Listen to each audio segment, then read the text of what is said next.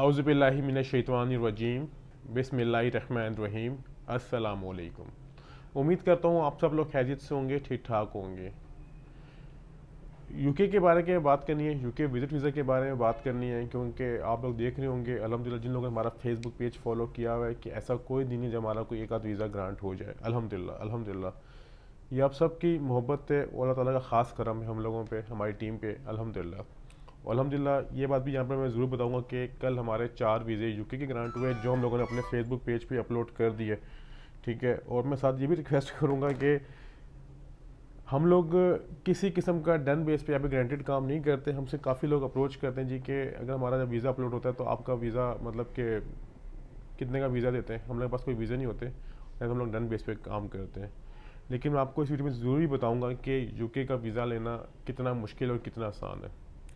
बात सीधी सी है, जिसका जब अगर कोई वीज़ा ग्रांट हो जाता है ना तो वो कहता है बहुत आसान है, लेकिन देखा है तो आसान नहीं है। आसान किस तरह नहीं है कि आप इस बात अंदाज़ा लगा लें कि पाकिस्तान से दुबई के वीज़े भी नहीं हो रहे। जो यूएई है, यूनाइटेड अरब एमिरेट्स है, उसके टूरिस्ट वीज़ा ही पाकिस्तान को नहीं मिल रहा।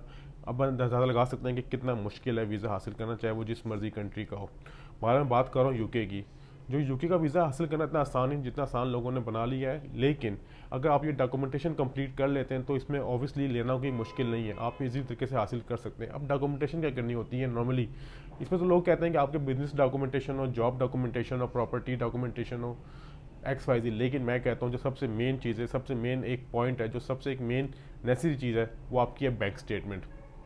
अब अक्सर लोग कहते हैं कि हमने वीज़ा अप्लाई करना है, हमारे पास 90 लाख पड़ा हुआ है तो मैं वीज़ा अप्लाई कर लूँगा, मेरा वीज़ा ग्रांट। नहीं भाई, आपकी गलत सोच है ये, ठीक है। इस तरह वीज़ा नहीं होता। अगर आपके अकाउंट में 30,000 भी पड़े हुए ना, 50,000 भी, 1 लाख रुपए, आपका वीज़ा ग्रांट हो सकता है। अगर आपके पास 90 लाख रुपये, आपका वीज़ा ग्रांट नहीं होगा। इसकी वजह क्या है?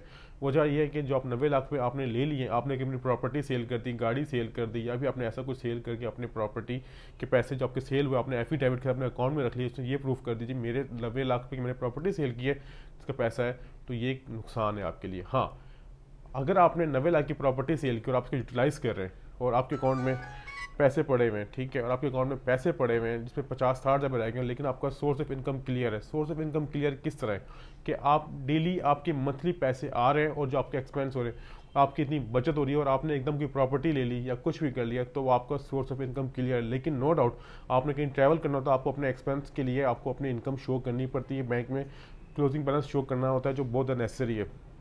अब जो लोग ये कहते हैं जी कि हमारे पास अकाउंट में पैसे हैं, हम लोग अप्लाई करना चाहिए, इसलिए नहीं होगा। अब आपने करना है क्या? आपने करना ये होता है कि अब बेशक जो लोग बिजनेस कर रहे हैं या जॉब कर रहे हैं, उनसे तो रिक्वेस्ट करूँगा एटलीस्ट 2 बैंक स्टेटमेंट्स बनाए। 2 बैंक स्टेटमेंट्स किस तरह बनाए? वो ये कर रहे हैं, एक में जिनका बिजनेस से हो, बिजनेस ट्रांजेक्शन हो रही है, वो नेसेसरी है, और एक आपका पर्सनल। अब मिसाल के तौर आपको अपनी मिसाल में देता हूँ, अगर जो बंदा मुझसे कोई सर्विस लेता है, वो ऑनलाइन सर्विस लेता है, वो कहीं मियाँ चन्नू में बैठ के मुझे फीस पे करते हैं, तो मैं उससे अकाउंट में पैसे मंगाऊंगा कि मेरे फलां अकाउंट में पैसे ट्रांसफर कर दो, जो कंपनी के अकाउंट होगा। Month at the end of month मैं अपनी बचत या अपनी सेल ट्रांसफर करूंगा अपने पर्सनल अकाउंट में, जिससे ये समझ जाएगी कि यार इनकी ये मेरी इनकम है। और ये सारा जब मैं वीज़ा अप्लाई करूंगा यूके का तो मैं बताऊंगा जी मेरी इनकम इतनी है और मेरे एक्सपेंस इतने हैं। इनकम मेरी अब क्या होगी? अब पॉइंट ये आता है, इनकम मेरी आएगी जो मेरी सेविंग हो रही है, वो मेरी इनकम है।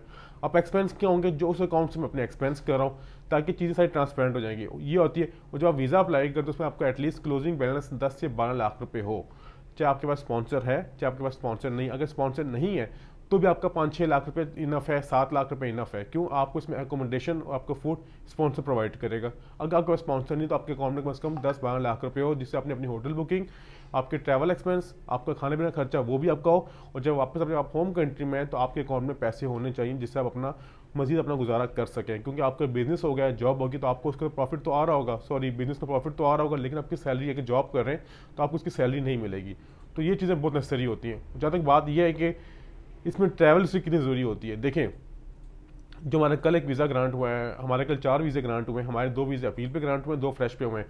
जो हमारा एक फ्रेश वीज़ा ग्रांट हुआ है गुयाना क्लाइंट का, उतनी इतनी खास ट्रैवल हिस्ट्री नहीं थी, उनका होटल बुकिंग वीज़ा ग्रांट हुआ, उनकी एज भी नॉर्मली 25-26-27 साल थी, इतनी उनकी बड़ी एज में यंग थे वो अल्हम्दुलिल्लाह। और अब उनकी जब ट्रैवल सी की इतनी ज़रूरी होती है, ट्रैवल सी ज़रूरी इतनी होती है, अगर आपके पास स्पॉन्सर है तो आपकी ट्रैवल सी इतनी काउंट नहीं होती। हाँ, अगर आप होटल बुकिंग वीज़ा अप्लाई करना चाह रहे हो यूके का तो आपके पास ट्रैवल हिस्ट्री होना ज़रूरी है, ताकि आप ये बता सकें जी कि मैं पहले फलां कंट्रीज़ में घूम चुका हूँ, मैं अपना यूके आपका चूज़ किया है। बात वही मैं करूँगा एंड पे वीडियो के इख्तिताम पे कि इसका इमिग्रेशन कंसल्टेंट्स किसी किस्म का डन बेस पे आपकी श्योरिटी पे काम नहीं करता।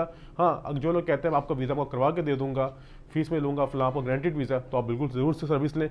हमसे लोग वो लोग अप्रोच करें, हमसे वो लोग रब्ता करें जो हमसे डन बेस पे या फिर हमसे कोई गारंटी नहीं मांगते। क्यों? हम लोग किसी को किसी किस्म की गारंटी नहीं देते। बाकी वीज़ा देना और ना देना वीज़ा ऑफिसर का काम है। और दूसरी अहम चीज़ वीडियो के लास्ट पे कि अल्हम्दुलिल्लाह इंसान रमज़ान आ रहा है, तो हमारे रमज़ान में टाइमिंग होगी सुबह 10 बजे से लेकर शाम 4:30 बजे तक। आप ऑफिस विजिट कर सकते हैं। 6 घंटे हमारा ऑफिस क्लोज होगा। अपना ख्याल रखिएगा। बड़ा मुलाकात होगी बहुत जल्द कुछ इन्फॉर्मेशन के साथ। बहुत शुक्रिया। खुदा हाफिज़।